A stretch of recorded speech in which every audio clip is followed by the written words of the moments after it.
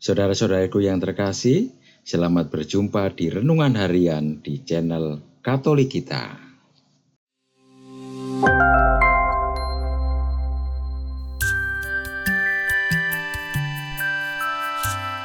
Hari ini, Rabu, 14 Mei 2025, Pesta Santo Matias, Rasul.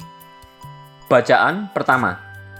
Bacaan diambil dari Kisah Para Rasul, bab 1, ayat 15 sampai dengan 17, dilanjutkan ayat 20 sampai dengan 26. Pada waktu itu berdirilah Petrus di tengah saudara-saudara yang sedang berkumpul, kira-kira 120 orang banyaknya. Ia berkata, "Hai saudara-saudara, harus digenapi nas kitab suci yang disampaikan Roh Kudus dengan perantaraan Daud tentang Yudas, pemimpin orang-orang yang menangkap Yesus itu. Dahulu, ia termasuk bilangan kami dan mengambil bagian di dalam pelayanan ini. Sebab ada tertulis dalam kitab Mazmur, biarlah perkemahannya menjadi sunyi, dan biarlah tidak ada penghuni di dalamnya. Dan lagi, biarlah jabatannya diambil orang lain. Jadi harus ditambahkan kepada kami satu orang yang terpilih dari mereka yang senantiasa datang berkumpul dengan kami selama Tuhan Yesus bersama-sama dengan kami, yaitu mulai dari baptisan Yohanes sampai hari Yesus terangkat ke surga meninggalkan kami. Bersama kami, ia harus menjadi saksi tentang kebangkitan Yesus." Lalu mereka mengusulkan 2 orang, Yusuf yang disebut Barsabas dan juga bernama Yustus dan Matias. Mereka semua lalu berdoa, "Ya Tuhan, Engkaulah yang mengenal hati semua orang. Tunjukkanlah kiranya siapa yang Engkau pilih dari kedua orang ini untuk menerima jabatan pelayanan, yaitu kerasulan yang ditinggalkan Yudas yang telah jatuh ke tempat yang wajar baginya." Lalu mereka membuang undi bagi kedua orang itu, dan yang kena undi adalah Matias. Dengan demikian, Matias ditambahkan kepada bilangan ke-11 rasul. Demikianlah sabda Tuhan. Syukur kepada Allah. Bacaan Injil. Bacaan diambil dari Injil suci menurut Yohanes, bab 15, ayat 9 sampai dengan 17. Pada perjamuan malam terakhir, Yesus bersabda kepada murid-muridnya, "Seperti Bapa telah mengasihi aku, demikianlah juga aku telah mengasihi kamu. Tinggallah di dalam kasihku itu. Jikalau kamu menuruti perintahku, kamu akan tinggal di dalam kasihku, seperti aku menuruti perintah Bapakku dan tinggal di dalam kasihnya. Semuanya itu kukatakan kepadamu, supaya sukacitaku ada di dalam kamu, dan sukacitamu menjadi penuh.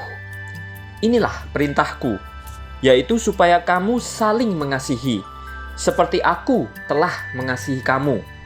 Tidak ada kasih yang lebih besar daripada kasih seorang yang memberikan nyawanya untuk sahabat-sahabatnya. Kamu adalah sahabatku, jikalau kamu berbuat apa yang kuperintahkan kepadamu. Aku tidak lagi menyebut kamu hamba, sebab hamba tidak tahu apa yang diperbuat oleh tuannya. Tetapi aku menyebut kamu sahabat, karena aku telah memberitahukan kepadamu segala sesuatu yang telah kudengar dari Bapakku. Bukan kamu yang memilih aku, tetapi akulah yang memilih kamu. Aku telah menetapkan kamu, supaya kamu pergi dan menghasilkan buah, dan buahmu itu tetap, supaya apa yang kamu minta kepada Bapa dalam namaku, diberikannya kepadamu. Inilah perintahku kepadamu, kasihilah seorang akan yang lain." Demikianlah sabda Tuhan. Terpujilah Kristus. Bapak, Ibu, dan saudara-saudari yang terkasih dalam Yesus Kristus, dalam bacaan pertama hari ini, Kisah Para Rasul menceritakan tentang proses pemilihan Matias sebagai rasul sepeninggalnya Yudas Iskariot yang mengkhianati Yesus. Meskipun pemilihan itu tampak amat sederhana, yaitu hanya dengan membuang undi, namun dalam doa yang mendahului pengundian itu, mereka yakin penuh akan campur tangan Tuhan sendiri dalam memilih rasulnya. Tugas seorang rasul tidak lain daripada melanjutkan karya keselamatan Yesus Kristus melalui kesaksiannya akan sabda, karya, dan kebangkitan Yesus Kristus.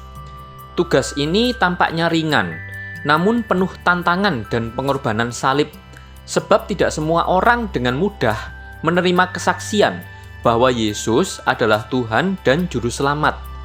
Tantangan itu bahkan akan terjadi hingga akhir zaman. Iman, cinta, dan persahabatan dengan Yesus Kristus mengikat seorang rasul untuk menjalankan tugasnya sampai akhir. Ia tak pernah takut terhadap apapun yang terjadi karena percaya Yesus tak akan pernah meninggalkannya. Komitmen seperti ini telah menjadi kekuatan dan harapan baginya untuk bersaksi kemanapun diutus. Cinta kasih Kristus mengobarkan semangatnya.